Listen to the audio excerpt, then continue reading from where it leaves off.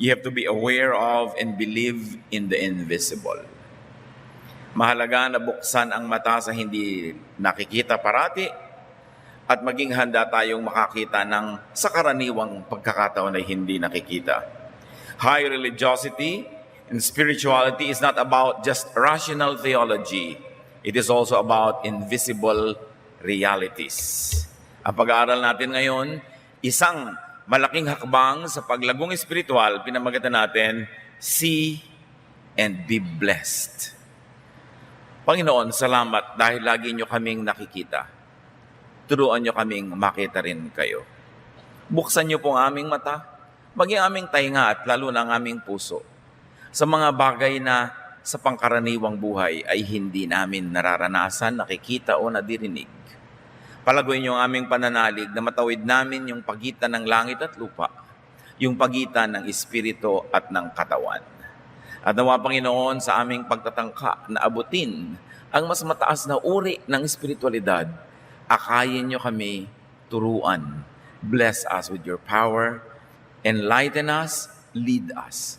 And right now, Father, we ask you to please cleanse us, enable us to walk with you by making us pure through the blood of Jesus. Father, we ask you to be our speaker. Lead us unto greater knowledge of you. In the name of Jesus, your Son, our Lord, our Savior, and the only way to you, we pray with thanksgiving.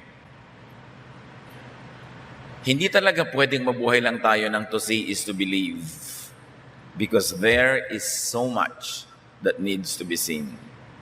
There is so much to be seen with our spiritual eyes. So let us consider the many, many wonderful presences that are unseen. How about considering the unseen? Yung hindi nakikita. Dahil maraming hindi nakikita. God, the creator and source of all things, is invisible. And if God, the creator and source of all things, is invisible, it is natural that most of his creation would be invisible.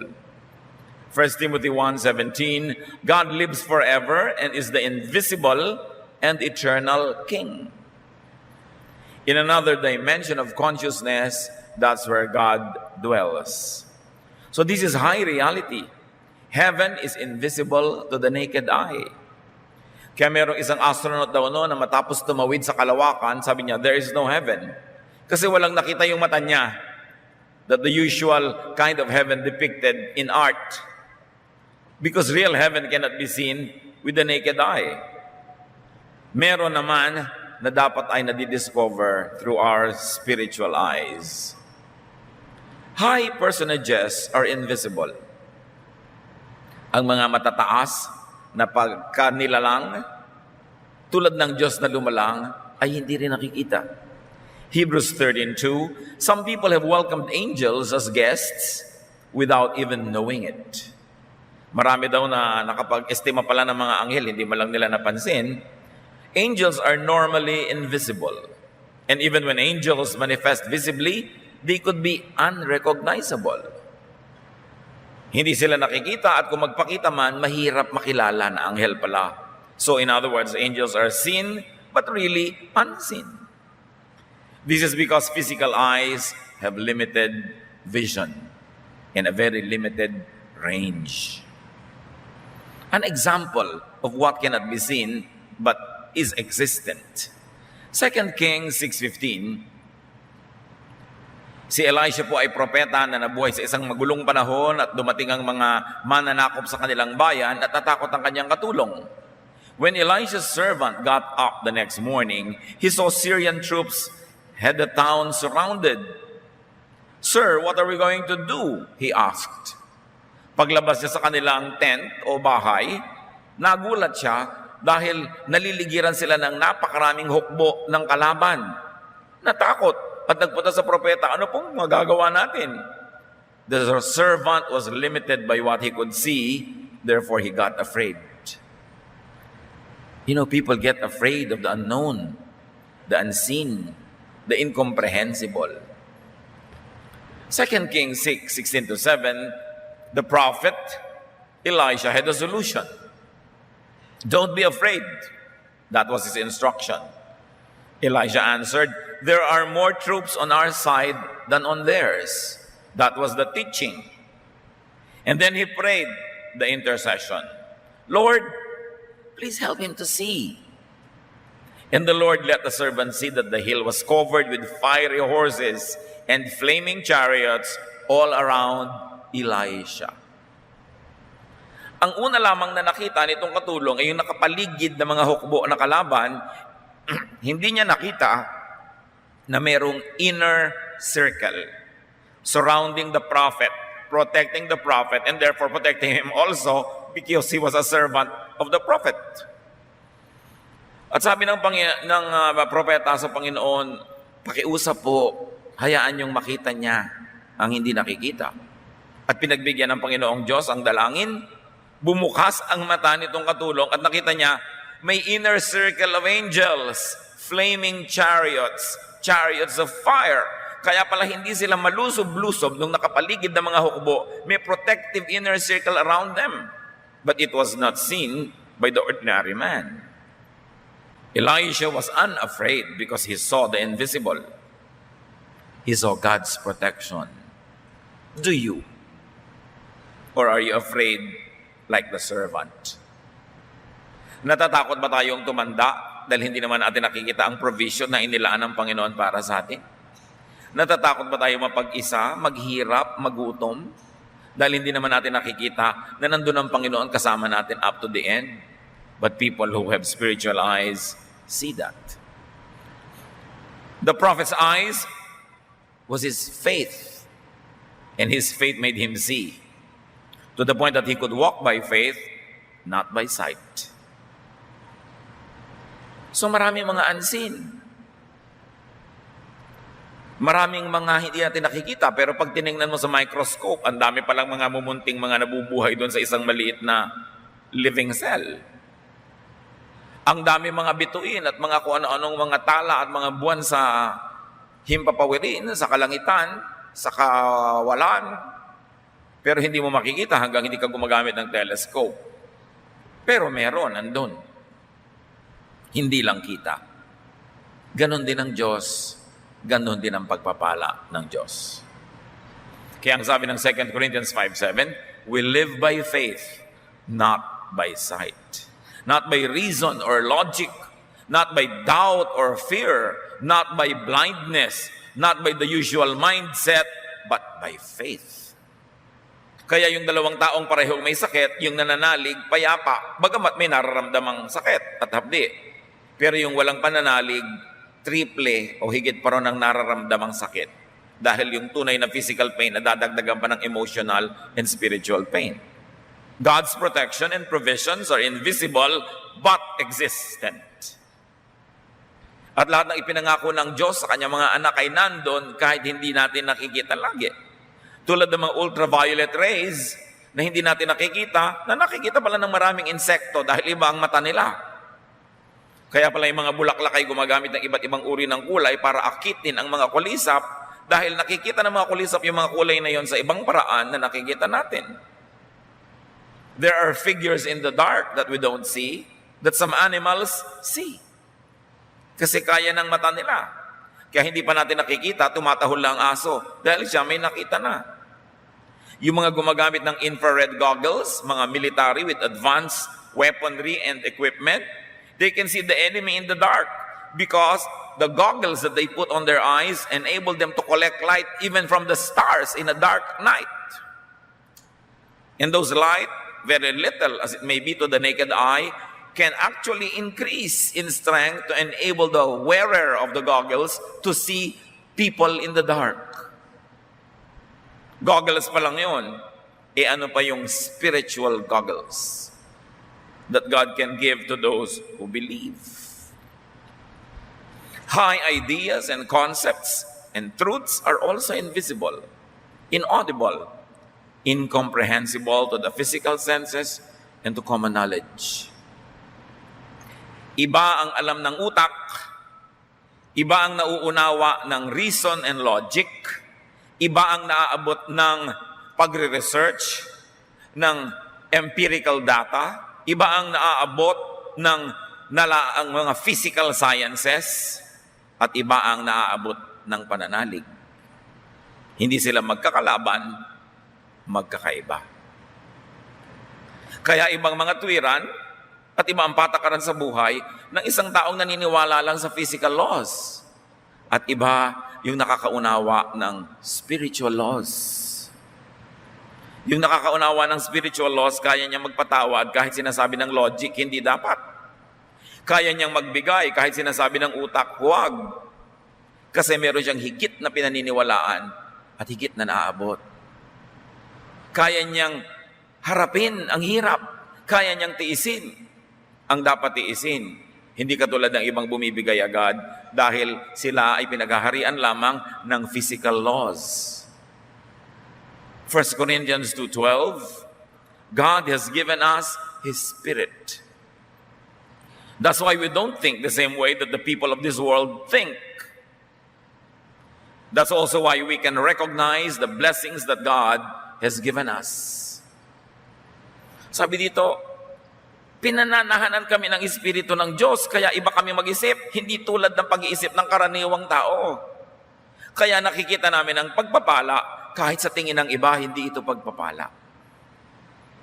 Kaya ang tunay na nananalig, kahit na humaharap ko minsan ang hirap, sa paggawa mo ng mabuti, nasuklihan ka pa ng masama, sa pananalig mo na ang Diyos ay hindi natutulog, alam niya ang kanyang ginagawa, at meron siyang gantimpala sa lahat ng mabuti, natitiis mo.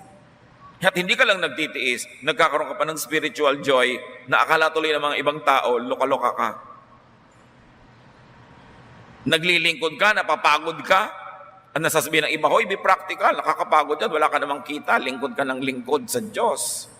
Pero iba kasi ang nakikita mo. Ngayon mga kapatid, kung ang pangangatwiran mo, pamumuhay, patakaran, tulad lang ng kapitbahay mo hindi nakakakilala sa Diyos, mag-isip-isip ka. Dahil dapat iba ka. Kung ang galit niya ay galit mo rin, ang inis niya ay inis mo rin, ang iksi ng pasensya niya ay iksi rin ng pasensya mo, mag-isip-isip ka. Baka di ka pa tinatahanan ng Espiritu ng Diyos. Kasi kung nananahan sa iyo ang Espiritu ng Diyos, naiiba ang iyong pananaw. Definitely, you don't become crazy. You don't become foolish. But you are now governed by higher spiritual laws. The laws that tell you that all good will be rewarded, all evil will be punished. That God is just. And you should be good even though people are bad. That you should lay up for yourselves treasures in heaven and not only on earth. That you should obey God even though your logic tells you that you must have other priorities. Yun ang katunayan na tayo nasa Panginoon na. Bagamat wala naman sigurong ganap na nagiging 100% iba, pero dapat naman nakakakita ka na palaki ng palaki ang pagkakaiba mo kaysa isang karaniwang taong hindi naman nananalig sa Diyos o hindi kumakain ang salita ng Diyos. 1 Corinthians 2:14, only someone who has God's Spirit can understand spiritual blessings. Anyone who doesn't have God's Spirit thinks these blessings are foolish. Kaya lang siyempre kung minsan, kahit alam mong blessing, huwag ka nang masyadong maingay, lalo't kung ang nakapaligid ay hindi naman nakakaunawa. Halimbawa, for instance, nagkasakit ka o ang mahal mo sa buhay, pero yung spiritual eyes mo see that this illness is really a blessing. That this illness will probably stop you from continuously doing something wrong, or this illness will turn out to be good, or it will result in something good. Pero may mga unbelievers around you, people who are not subscribing to the same concept. Huwag mo na sabihin, blessed na blessed ako kasi nagkasakit ako. Kasi talagang iisipin nila na nasira ka ng bait.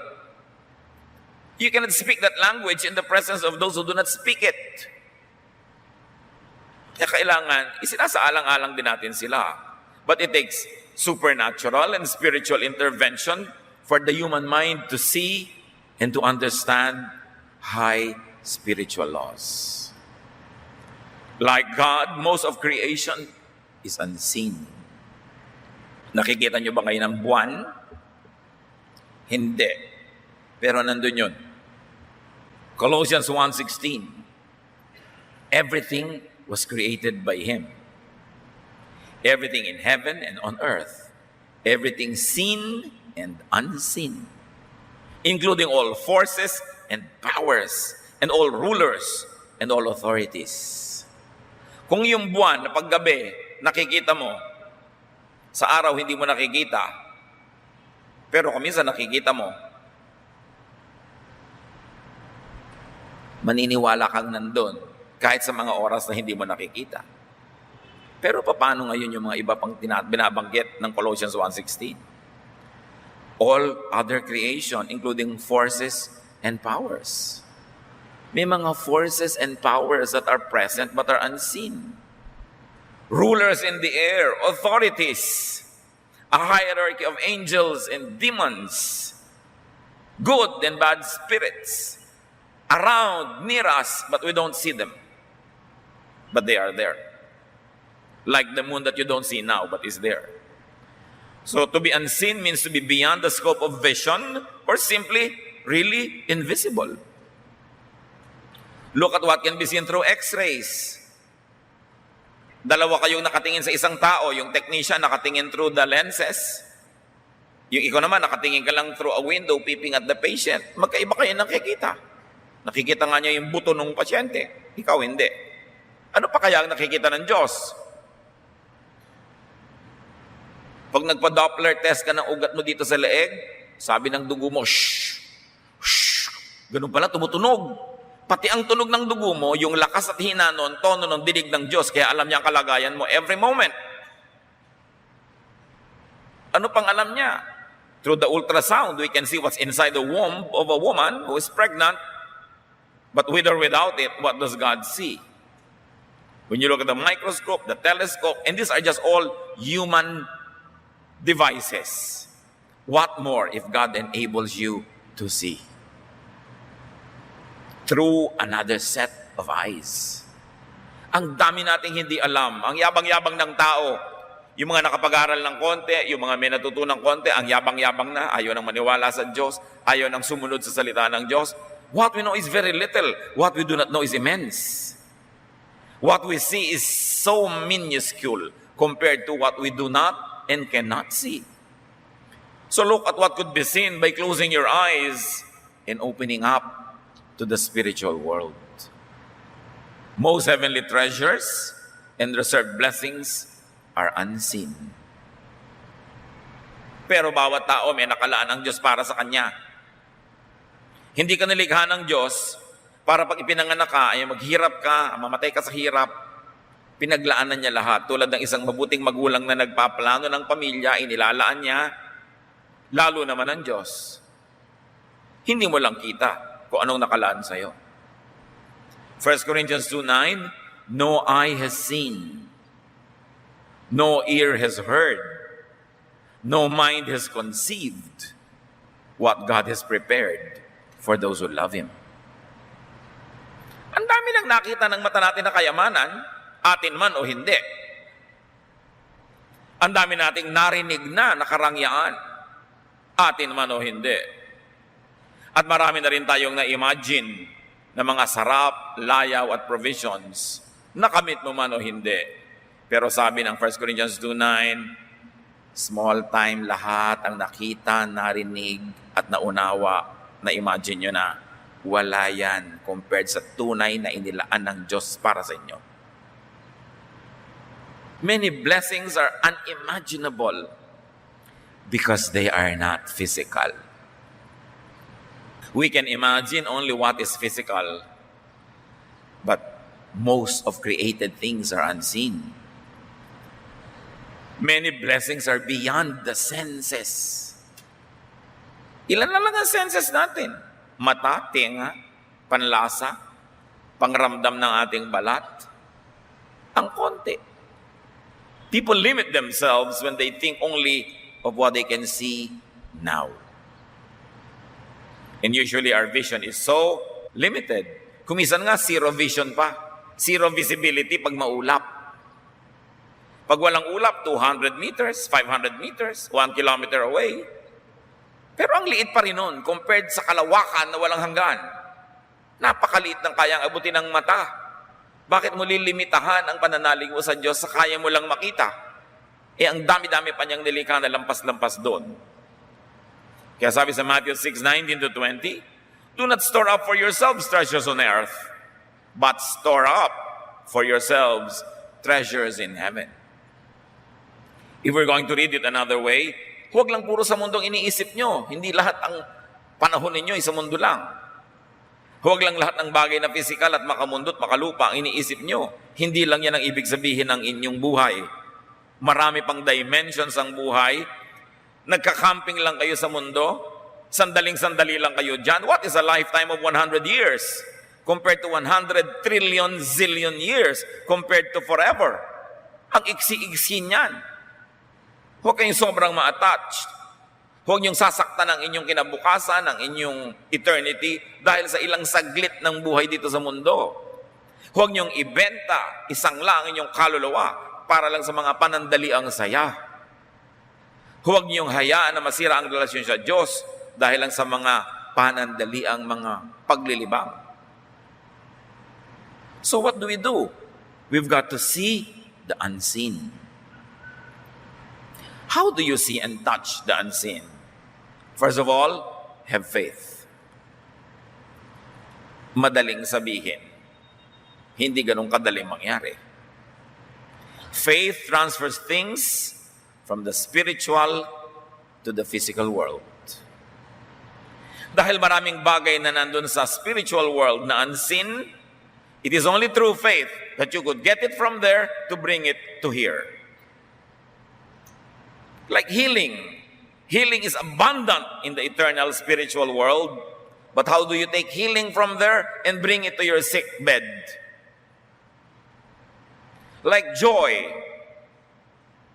How do you take joy from the endless bank account of God? How do you withdraw from there so that the money transfers to your account here?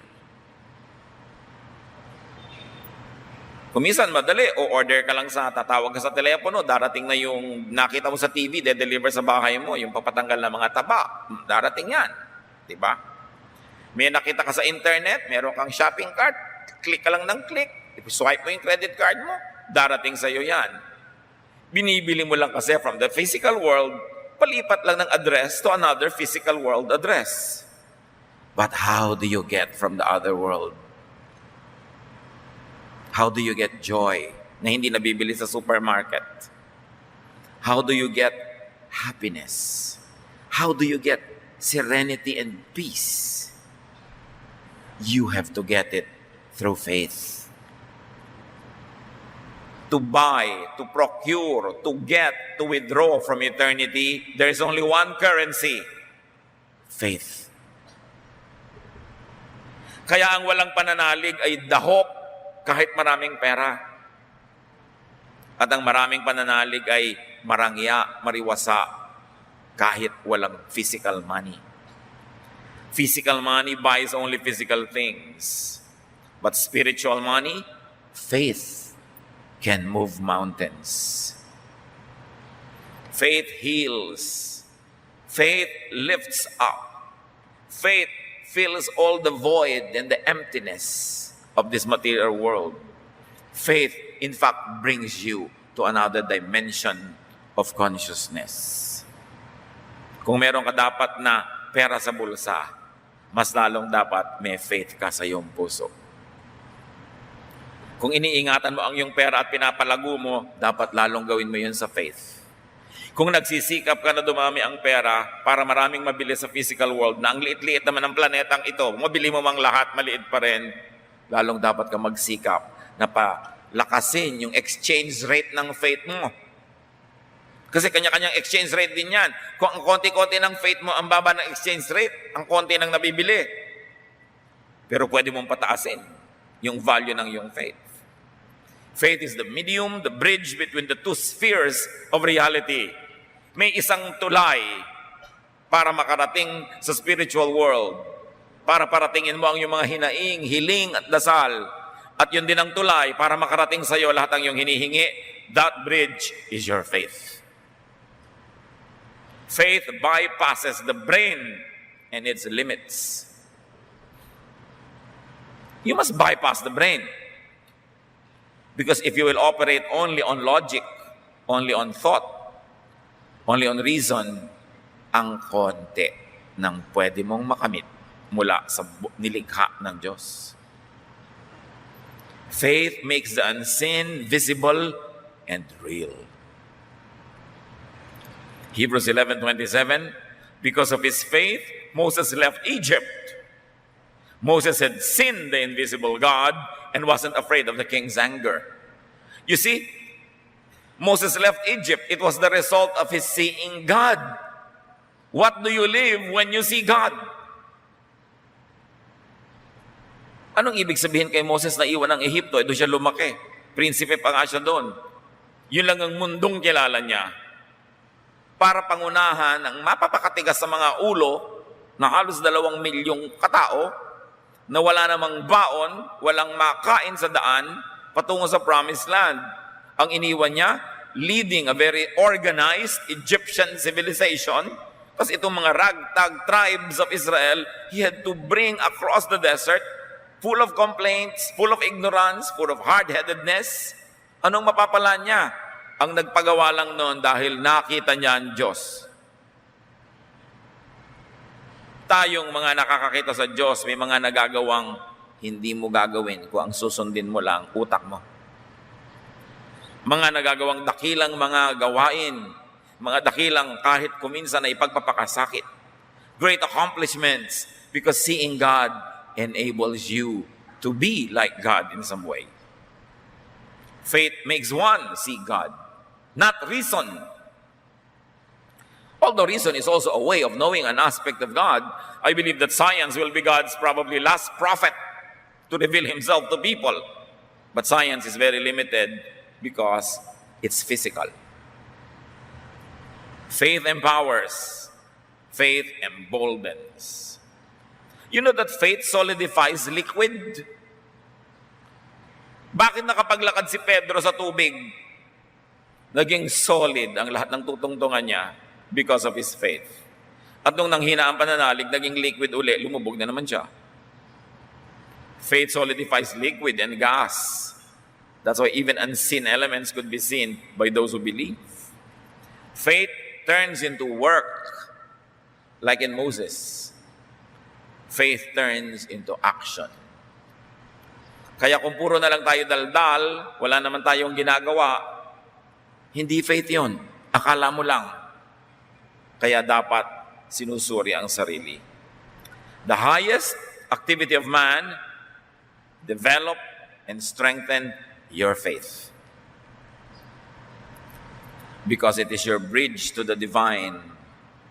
It is also the channel through which the divine could bless you. As you have faith, so you could be blessed. Work this out yourself. Nobody can develop your faith for you. There is no manual that will tell you how. Kanya-kanyang kapa, kanya-kanyang sikap.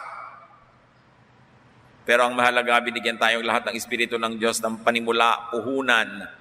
Tinuturuan tayo at inaakay sa mga unang hakbang para natin ma-develop ang ating pananalig. Philippians 2:12, continue to work out your salvation with fear and trembling. Hindi sapat na born again ka na once. Continue to work out your salvation. Continue to practice, to exercise till it develops. Have indwelling of the Holy Spirit. That initial presence of the Holy Spirit when you accept Jesus as your Lord and Savior. But have infilling. A presence that is above the minimum. A presence that keeps growing to the point that you can see more and do more and understand more and have anointing. That special empowerment of God for you not only to see but also to be seen. For you not only to hear but also to speak and be heard. For you not only to receive blessing but also to become a channel of blessings. So develop the Spirit like and better than you develop your body. May mga nag-gym 3 times a week. Meron 5 times a week pa. Meron pa mga pilates, meron pang mga belly dancing, meron pa mga running, may mga walking, kung ano-ano, sari-sari. How much time do you devote in developing your faith? Your spirit. That seed of God that is in you, that must grow to fill you, to fill your every cell and every membrane and every bodily organ to the point that it explodes through your skin and your neighbor feels the Spirit in you. Meron na kayang gym for the Spirit? Meron. Church dapat. But how much do we give to church? And church going, and church attendance, and church activity, and involvement? The fellowship that is headed by Jesus Himself. Dapat ang laki-laki ng ating involvement. Kasi yung spirito natin na nakataya. Pero bakit sobrang pag-aalaga ng katawan? Ilang oras ang ginagamit mo para iparebond ang kulot mong buhok at ma-relax? 3? Kung kukulayan pa, kung lalagyan pa ng highlight. Ilang oras ang nauubos sa pagpamanicure, pedicure, sa pagpapafacial, sa pag-gym, sa running, sa jogging. Hindi naman masama yun, ha? Pero, gaano naman, natutumbasan ba ng oras sa church? Sa pagbabasa ng Biblia, sa pagmumuni-muni, sa pag-aaral, sa paglilingkod? These are the ways that you develop your spirit. The spirit is so undernourished. It is so attention lacking. Tapos magtataka tayo, why are our prayers unanswered? Bakit madali tayong matakot? Bakit madali tayong nervyusin? Bakit madali tayong magalit? Madaling magselos? Madaling matukso? Nagtaka ka pa. Wala namang boosters, walang vitamins, walang development, kulang. Samantalang yung spirito mo naman ang bibit-bitin mo pagharap mo sa Diyos. Yung spirito mo ang dadalhin mo sa kabilang buhay. Yung katawan mo, iiwan mo na lang dito. 90, 70 years mo lang gagamitin yan. Tapos wala na, pero lahat ng oras napunta na doon. Dapat bigyan ng pansin. Be transported into eternity through the Spirit. And if you would take care of your car so it could transport you from point A to point B, how much more your spirit, which will transport you from earth to heaven. From that which is limited to that which is eternal and limitless. How much do we take care of it? We don't, because it is unseen, and therefore we ignore it. But what is unseen is also very present. Ask God to increase your faith. Luke 17:5, the apostle said to the Lord, increase our faith. Meron silang hindi mapalayas sa masamang espiritu. Sabi na, ba't po hindi namin mapalayas? Ginamit na namin lahat ang tricks of the trade. Hindi pa rin namin mapalayas. Sabi ni Lord, ito nadadaan sa faith. At sabi na, Lord, increase our faith. Sila pa yung kasama araw-araw, tayo pa. Nahihingi pala. Hingin. Gaano naman kaya karaming beses na naghihingi tayo sa Diyos na increase our faith. Ano hinihingi natin? Pambayad sa kuryente, pambili ng cellphone, pang-load, pambayad sa ganito, pang ganon, kotse, bahay, papa. Ano namang hinihingi natin? Di naman masamang hingin. Pero humihingi ba tayo, Lord, increase my faith? Open my eyes, help me to see. Maintindihan ko yung hindi ko naintindihan. Maabot ko yung hindi ko maabot. Ask in faith, and such blessings become tangible. Matthew 7:7, ask and you will receive. Search and you will find. Knock and the door will be opened for you. Ganun katiyak. Kung tiyak ang pananalig.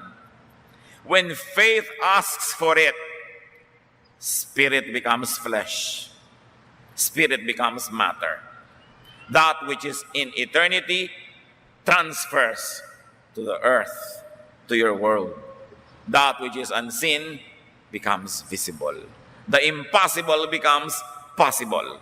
The Son of God becomes a child in the womb of a woman. Truth is given, and truth sets free.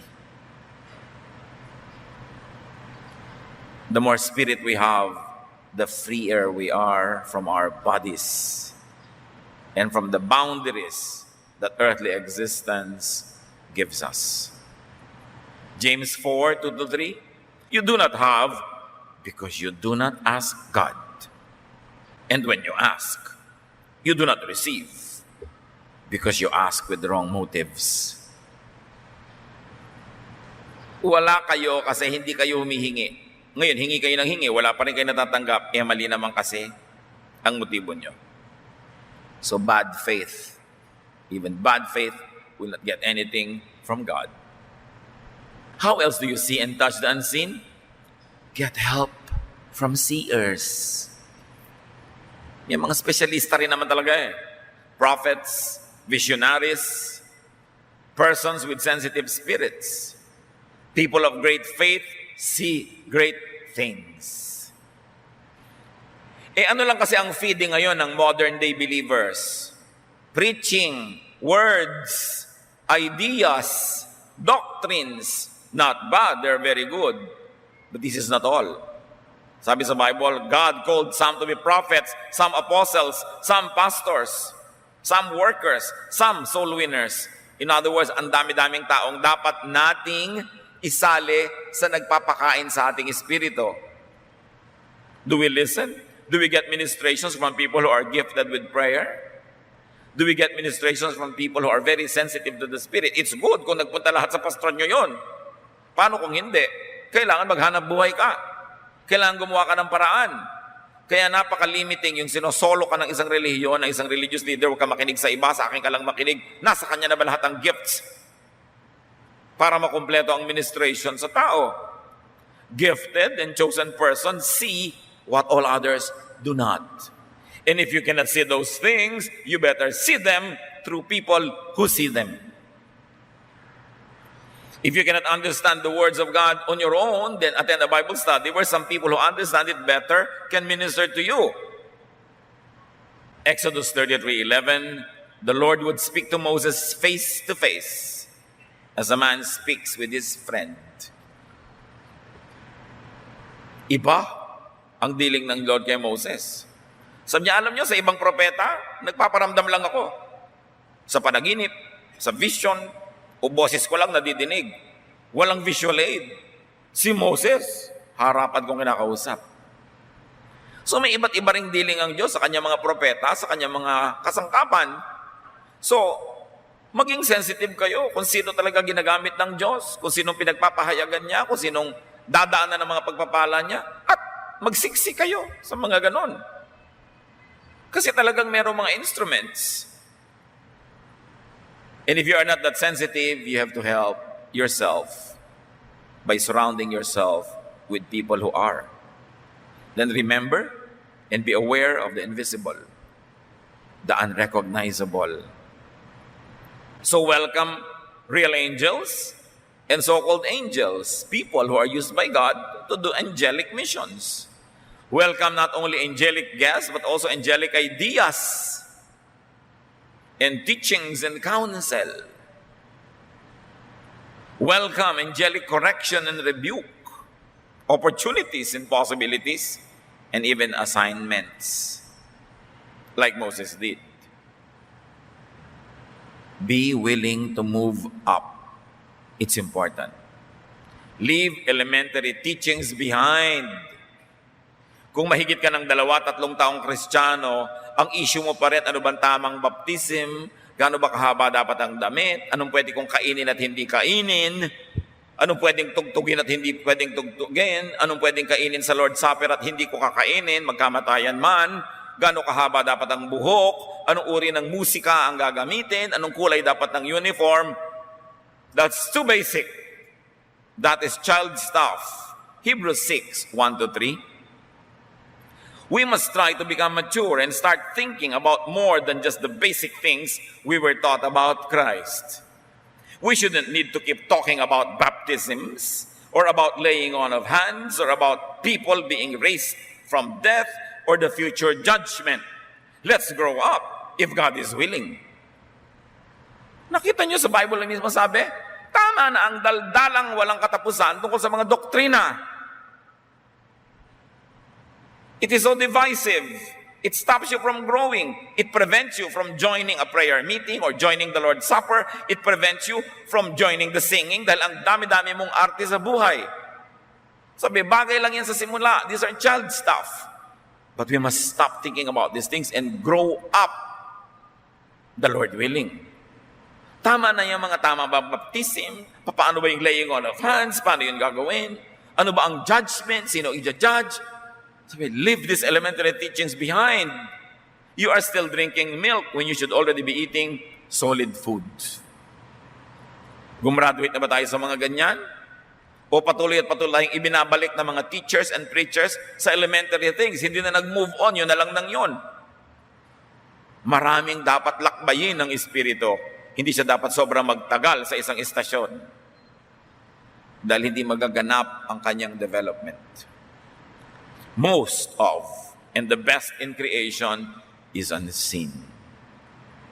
Have faith, believe, and see.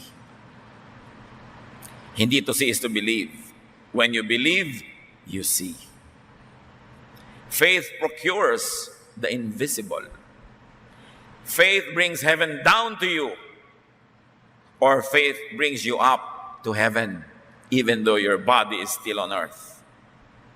Faith is all that you must have. Lack of faith, insufficient faith, cannot extract blessings from heaven. It cannot transport you to heaven. James 1, 6-8. But when you ask for something, which means you do not and cannot see, but you must have faith, as if you see it, and not doubt. Anyone who doubts is like an ocean wave tossed around in a storm. If you are that kind of person, you can't make up your mind, and you surely can't be trusted. So, don't expect the Lord to give you anything at all. Pag humihingi ka, sabi ko nun, huwag kang magduda. Huwag kang mag-alinlangan. Dapat meron kang pananalig na parang nakikita mo na talaga yung hinihingi mo pa lang. Huwag kang mag-alinlangan, huwag kang magdalawang loob. Yung nagdadalawang loob ay para lang daw maliit na bagay na sinisiklot-siklot ng mga alon, walang mararating. Kahit nagkanda hilo-hilo ka na kasisiklot sa'yo ng alon, wala ka pa rin pinupuntahan dahil paikot-ikot ka lang doon. Ganun. Kung ganyan ka, nagdadalawang loob, walang pananalig, hindi ka pwedeng pagtiwalaan. So, huwag kang umasa na may matatanggap ka. Faith is everything. Faith procures the invisible. It removes blinders and covers. So, brother and sister, develop a supernatural vision and hearing. Move up. Bypass the brain. Use it only for practical things. But in things pertaining to your faith and relationship with God, bypass it. It's very limited. See, hear, and know God more and more. Beyond religious practice, tradition, and doctrine. Move up, move away from elementary teachings, and move to the universal, to the all-embracing spiritual realities beyond the senses. Move to the realm of the Spirit. How do you do that? You have to find your way. Kaunti lang ang pwedeng ibigay sa ating assistance kahit ng mga propeta, kanya-kanyang sikap. Pagsikapan na palaguin, palalimin, pataasin ang pananalig. Because faith transfers to the material world that which is spiritual. And when you have developed your faith, then you are now a bridge, a medium, an instrument of God, so God could reach more people who do not reach Him or cannot reach Him because of their limits, but through your ministration, they can see the unseen also. And God can bless those that don't deserve to be blessed because you intercede for them. It's a ministry. Tungkulin mong palaguin ang iyong pananalig para magamit ka ng Diyos para sa iba at para makalapit din ang iba sa Diyos sa pamamagitan mo. You intercede. You stand in the gap, the big gap between heaven and earth. You fill that gap with your faith. And humanity gets to hold the hands of God through you, who holds the hand of God on one hand and the hand of man on the other, like Jesus, who is God and man. Therefore, it could be a channel. Faith gives us a preview, a pre-feel, a pre-experience of eternity. Pag may pananalig ka, marami ng patikim ng langit na nararamdaman mo, lalo ka tuloy ginaganahang manalig at lalong lumalakas ang iyong pananalig.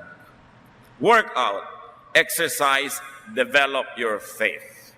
Move on to the spiritual, to the boundless, formless, and abstract levels of the Spirit. Move beyond ideas and doctrines and teachings. Experience